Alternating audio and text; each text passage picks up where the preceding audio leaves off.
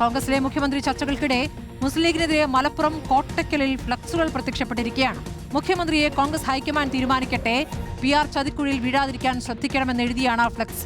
പച്ചപ്പട മലപ്പുറം എന്ന പേരിലാണ് ഫ്ലക്സ് ബോർഡുകൾ പ്രത്യക്ഷപ്പെട്ടിരിക്കുന്നത്. മുബഷീർ പി അക്ബർ വിവരങ്ങളുമായി. മുബഷീർ, ഇപ്പോൾ മലപ്പുറത്ത് ലീഗിനെതിരെ ഫ്ലക്സ് ബോർഡ്, അതിന് പിന്നിൽ ആരായിരിക്കുമെന്നതിന്റെ സൂചനകളുണ്ട്. ഈ പച്ചപ്പട എന്നൊക്കെ എഴുതി വെക്കുമ്പോഴും ഏത് പച്ചപ്പടയാണിത്?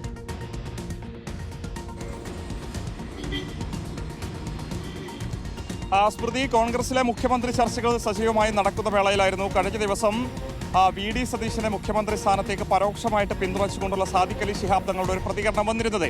എക്സിറ്റ് പോളുകളുടെ ഒരു പശ്ചാത്തലത്തിൽ അദ്ദേഹം ജനവികാരം മാനിക്കണമെന്നൊരു അഭിപ്രായം പറയുന്നു. വളരെ വ്യാപകമായിട്ട് സമൂഹ മാധ്യമങ്ങളിൽ ലീഗിന്റെ പിന്തുണ അത് VD സതീശനാണ്, സാദിഖ് അലി തങ്ങൾ തന്നെ പറഞ്ഞല്ലോ എന്ന രീതിയിലുള്ള പ്രചാരണമുണ്ടായിരുന്നു. തൊട്ടു പിന്നാലെ അതിനെതിരെയുള്ള പ്രചാരണങ്ങളും ശക്തമായിട്ടുണ്ടായിരുന്നു. അത്തരമൊരു പശ്ചാത്തലത്തിലാണ് മലപ്പുറത്ത് തന്നെ ഇപ്പോൾ മുസ്ലിം ലീഗിനെതിരെ 2 ഫ്ലക്സ് ബോർഡുകൾ പ്രത്യക്ഷപ്പെട്ടിരിക്കുന്നത്. കോട്ടക്കലിലെ പാർട്ടി ഓഫീസിന് സമീപത്ത് തന്നെയാണ് 2 ഫ്ലക്സ് ബോർഡുകൾ സ്ഥാപിച്ചിരിക്കുന്നത്. പച്ചപ്പട മലപ്പുറം എന്ന പേരിൽ പച്ച നിറത്തിലുള്ള ഫ്ലക്സ് ബോർഡുകളാണ് അവിടെ സ്ഥാപിച്ചിരിക്കുന്നത്. ആ ഫ്ലക്സ് ബോർഡിൽ പറയുന്നത് ഒന്നിൽ മുഖ്യമന്ത്രിയെ കോൺഗ്രസ് ഹൈക്കമാൻഡ് തീരുമാനിക്കട്ടെ, നമ്മുടെ നേതാക്കൾ VD സതീശന്റെ PR ചതിക്കുഴിയിൽ വീഴാതിരിക്കാൻ ശ്രദ്ധിക്കണമെന്നുള്ളതാണ്. മറ്റൊരു ഫ്ലക്സ് ബോർഡിൽ പറയുന്നത് ഉമ്മൻചാണ്ടിയെ പിറകിൽ നിന്ന് കുത്തിയ VD സതീശൻ ഇപ്പോൾ PR വർക്കിലൂടെ പാർട്ടിയെയും നേതാക്കന്മാരെയും മണ്ടന്മാരാക്കുവാൻ ശ്രമിക്കുകയാണ്.